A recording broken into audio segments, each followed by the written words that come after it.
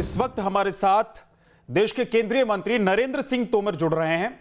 बहुत बहुत स्वागत है नरेंद्र सिंह तोमर जी आपका न्यूज स्टेट मध्य प्रदेश पर। नमस्कार। कई जगहों पर हमने देखा कि हादसे हुए हैं, मजदूर पलायन करने के लिए मजबूर हो गए हैं क्योंकि उनको ऐसा लग रहा है कि जहां पर वो हैं आने वाले दिनों में अब उन्हें खाने पीने की दिक्कत होने वाली है, रोजगार की दिक्कत होने वाली है। सबसे पहले मैं जानना चाहता हूं कि सरकार की तरफ से या फिर मध्य प्रदेश के लिए क्या कुछ इंतजाम किए जा रहे हैं इन मजदूरों के लिए जो पलायन कर रहे हैं मजबूरी में।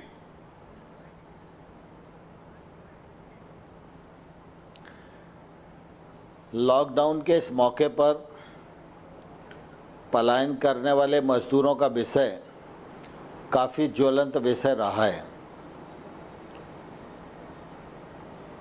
लेकिन आप सबको मालूम है कि जो मजदूर कोरोना से संक्रमित ना हो इसके लिए वो जहाँ है उसी स्थान पर उसको रोका गया था। उस मजदूर को कोई प्रकार की परेशानी न हो इसके लिए एसडीआरएफ का 11,000 करोड़ रुपए का एक पैकेज पहले गृह मंत्रालय ने जारी किया। इस पैकेज का उपयोग माइग्रेंट लेबर के दोनों टाइम के भोजन इत्यादि की व्यवस्था के लिए पूरे देश में किया जा रहा है और आने वाले कल में भी जो लोग रुके हैं जी उनका भी किया जाएगा। नरेंद्र सिंह जी, लॉकडाउन 3 के अवसर पर जी सर आप अपनी बात पूरी करें। राज्य सरकारों को ये हिदायतें दी गई, राज्य आपस में संपर्क करें, उनके लिए रेल की अनुमति भी दी गई, बसों की अनुमति भी दी गई और राज्य सरकार उस दिशा से में प्रयत्न कर रहे हैं और हजारों मजदूर गाड़ियों में अपने अपने स्थान को जा रहे हैं। इसलिए मैं आपके माध्यम से मजदूर भाइयों को भी अनुरोध करना चाहता हूं, लोग पैदल न चलें, रिस्क न लें। उनकी राज्य सरकार और केंद्र सरकार उनको उनके घर पहुंचाने के लिए पूरी तरह प्रतिबद्ध है। जहां तक उनके भोजन की सुरक्षा की बात है, इसलिए आज इस पैकेज में 5 किलो खाद्यान्न, 1 किलो चना, ऐसे 8 करोड़ मजदूर हैं। वो जहाँ भी रहेंगे, जहाँ भी पहुँचेंगे, उनको उपलब्ध कराने के लिए 3,500 करोड़ रुपए की स्वीकृति प्रदान की गई है और वो जहाँ जाएंगे वहाँ मनरेगा के अंतर्गत उनको रोजगार की उपलब्धता हो। इसके लिए हमारे ग्रामीण विकास मंत्रालय ने 33,000 करोड़ रुपए की स्वीकृति राज्य सरकारों को दे दी है। 21,000 करोड़ रुपया उसके लिए जारी कर दिया है। आज की स्थिति में 2.5 करोड़ लोगों को देश भर में जॉब ऑफर किया गया है। आज 15 करोड़ मानव दिवस सृजित हो चुके हैं और हम सबको रोजगार मिले इस बात के लिए निश्चित रूप से पूरी तरह प्रतिबद्ध है। मैं पुनः सभी मजदूर भाइयों को अनुरोध करना चाहता हूं, वो पैदल चलकर बिल्कुल भी अपने घर जाने की रिस्क न लें। उनकी राज्य सरकार और केंद्र सरकार दोनों चिंता कर रही है कि वो उपयुक्त साधन से अपने घर पहुंच सके, क्योंकि लापरवाही में बहुत सारी दुर्घटनाएं हो रही हैं और किसी को डरने की ज़रूरत नहीं है, सावधानी रखने की ज़रूरत है। जी सर, अच्छी बात है। ये एक अच्छा मैसेज है, संदेश है जो आप देना चाहते हैं उन मजदूरों को जो पलायन कर रहे हैं, हादसे का शिकार हो रहे हैं। क्योंकि अब ट्रेनें चलाई जा रही हैं तो इन ट्रेनों के जरिए भी वो अपने गृह राज्य तक पहुंच सकते हैं या फिर जहां जाना चाहते हैं वहां तक पहुंच सकते हैं। लेकिन बड़वानी की एक तस्वीर आई और मध्य प्रदेश के बहुत सारे किसान उसमें शामिल हैं। महाराष्ट्र की जो तस्वीर हमने देखी जहां पर हंगामा हुआ, पत्थरबाजी हुई, इसके अलावा बड़ी संख्या ऐसे मजदूरों की भी है नरेंद्र जी जो मध्य प्रदेश होते होते हुए अपने अपने प्रदेश जाएंगे। तो ऐसे मजदूरों के लिए, ऐसे पलायन करने वाले लोगों के लिए कुछ व्यवस्था है, कुछ इंतजाम किए गए हैं ताकि ये हाथ में पत्थर उठाकर पत्थरबाजी करना, हंगामा करना, ये सब ना हो सके, इनके गुस्से को शांत कराया जा सके। देखिए, मैं मजदूर भाइयों को ये अनुरोध करना चाहूँगा, गुस्सा करने की उनको ज़रूरत नहीं है। मध्य प्रदेश की मुझे जानकारी है मध्य प्रदेश से तमाम सारे मजदूर वो पास हो रहे हैं अपने अपने राज्यों के लिए। अगर कोई ऑटो चलाता था तो अपने परिवार को लेकर ऑटो से ही निकल रहा है, वो सारे हाईवे पर, कोई पैदल जा रहा है, कोई साइकिल से जा रहा है। हमारे यहाँ सरकार जो है हर मजदूर को वहाँ रोककर भोजन व्यवस्था करा रही है, और जो मजदूर ज़्यादा संख्या में होते हैं उनके लिए कुछ न कुछ साधन उपलब्ध करा के उनके राज्य में भेजने के लिए भी काम प्रारंभ कर दिया गया है। लेकिन कभी कभी किसी मामले में देर लगती है, क्योंकि जो मजदूर आ रहा है वो सूचना देकर नहीं आ रहा। जो मजदूर आ रहा है वो अपने आप आ रहा है, जब आ जाता है तभी मालूम पड़ता है। लेकिन उनका भोजन हो जाए, उनका स्क्रीनिंग हो जाए और उनको पहुंचाने की व्यवस्था कर सके, मध्य प्रदेश सरकार इस दिशा में अपने राज्य के मजदूरों के लिए भी कर रही है और दूसरे राज्यों के मजदूरों के लिए भी कर रही है। सर, राहत पैकेज का ऐलान किया गया है, खासतौर से मध्य प्रदेश की अगर हम बात करें तो वहां के किसानों के लिए इस राहत पैकेज में से क्या कुछ उनको मिलने जा रहा है और कब तक ये फायदा उनको मिल सकेगा? देखिए, राहत पैकेज पूरे हिंदुस्तान के किसानों के लिए, मध्य प्रदेश भी उसमें आता है। कितना हिस्सा मध्य प्रदेश के लिए है? और इसलिए मैं इस पैकेज के लिए प्रधानमंत्री नरेंद्र मोदी जी का हृदय से बहुत आभार प्रकट करना चाहता हूँ।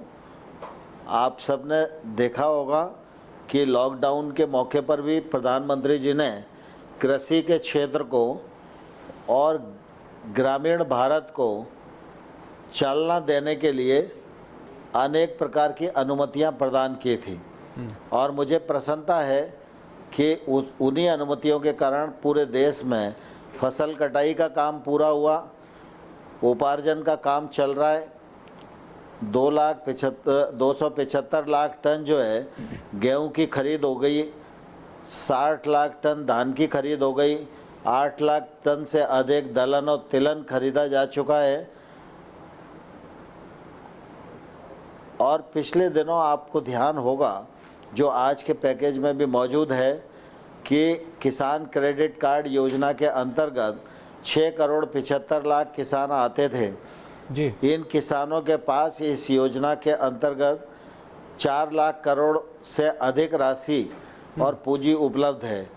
यह ऋण उनको 31 मार्च तक जमा करना होता था जी। और तब उनको ब्याज की सब्सिडी मिलती थी, लेकिन उस समय फसल नहीं आई थी, और इसलिए इस तारीख को भी 31 मई तक बढ़ा दिया गया, और इसलिए ब्याज का फ़ायदा, छूट का फ़ायदा उनको मिलेगा। और दूसरा, ऐसे 2.5 करोड़ किसान देश में हैं जी, जो किसान क्रेडिट कार्ड के अंतर्गत नहीं हैं, उनको अभियान चलाकर इस योजना से जोड़ा जाएगा।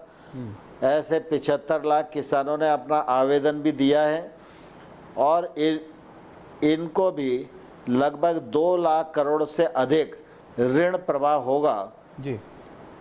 इससे निश्चित रूप से हमारे किसानों को फ़ायदा होगा, वो अपनी खेती को उन्नत कर सकेंगे, उनके हाथ में पैसा होगा, इसका लाभ उन्हें मिलेगा। और दूसरा, नाबार्ड हमेशा बैंकों के माध्यम से किसानों के लिए 90,000 करोड़ रुपए की मदद करता था। इस बार इस परिस्थिति को देखते हुए इसके अतिरिक्त 30,000 करोड़ रुपया नाबार्ड और बैंकों में डालेगा, जो पैसा किसानों के पास पहुंचेगा और किसानों को इसका निश्चित रूप से लाभ होगा और पूरे कृषि क्षेत्र को इसका लाभ होगा। सर, 14.5 करोड़ किसान हैं पूरे देश में, और इन किसानों तक कोई भी योजना है या फिर पैसा है वो पहुंचाना बहुत आसान काम नहीं होता। अभी लॉकडाउन की वजह से बहुत सारी परेशानियां आई हैं और ये तुरंत इन परेशानियों का हल होना भी ज़रूरी है। तो आपको लग रहा है कि कोई मैकेनिज्म ऐसा है जो आनन फानन में इन किसानों तक या गरीबों तक योजनाओं का लाभ पहुंचा दे?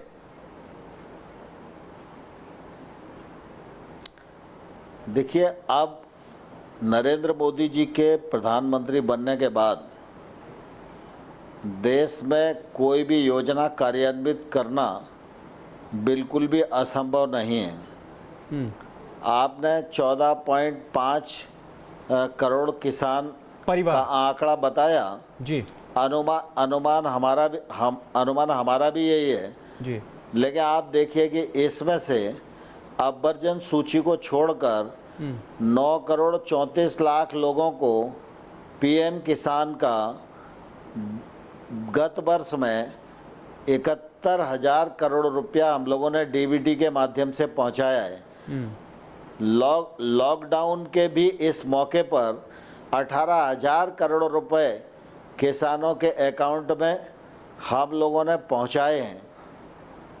जनधन अकाउंट वाली हमारी जो बहनें जिनकी संख्या 20 करोड़ 65 लाख है, ऐसी 65 लाख बहनों को 20,650 करोड़ रुपए पहुंचाने का हमने काम किया है। 5 से 6 करोड़ मनरेगा के अंतर्गत काम करने वाले मजदूर हैं, उनको 99% डीबीटी के माध्यम से हम बिना जाए उनको पेमेंट करते हैं। ये केसीसी का जब वितरण अभियान शुरू हुआ था तो मात्र 12 दिन के प्रयास में 75 लाख किसानों ने रजिस्ट्रेशन किया था और उसमें 25 लाख किसानों को उन केसीसी मिला और उसमें 25,000 करोड़ रुपया उनको प्राप्त हुआ।